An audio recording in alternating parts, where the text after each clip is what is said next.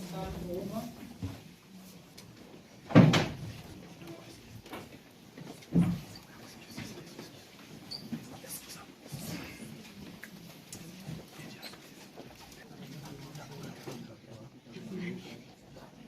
The first accused person, and I believe even the rest, but for him, he has not eaten, Your Honor, for 3 days. Not eaten, not taken water. 3 days. And because of where he was held, incommunicado. Even Mackenzie was fasting, was eating.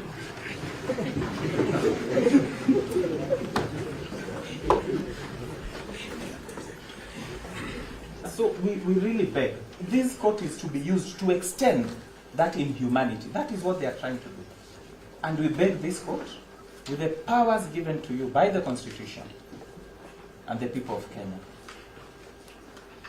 to give us the chance, Your Honor, to enjoy that. He's not at a flight risk. He's an honorable member of Parliament, as indicated by you. Honorable member. And the rest are equally penance. They will come to court. You can put conditions, Your Honor. They will abide by all that. They are willing to abide by all that.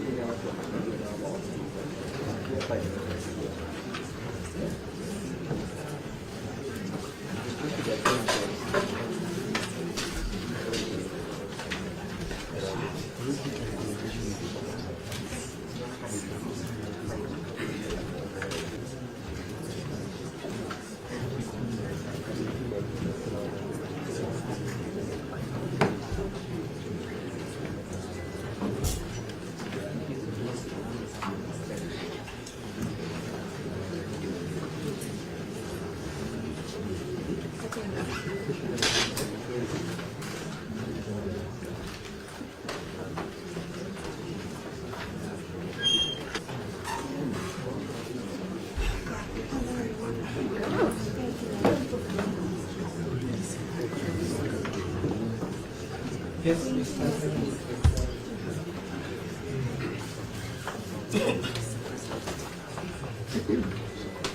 Your Honor, allow me to make very, very brief remarks on behalf of all the accused persons.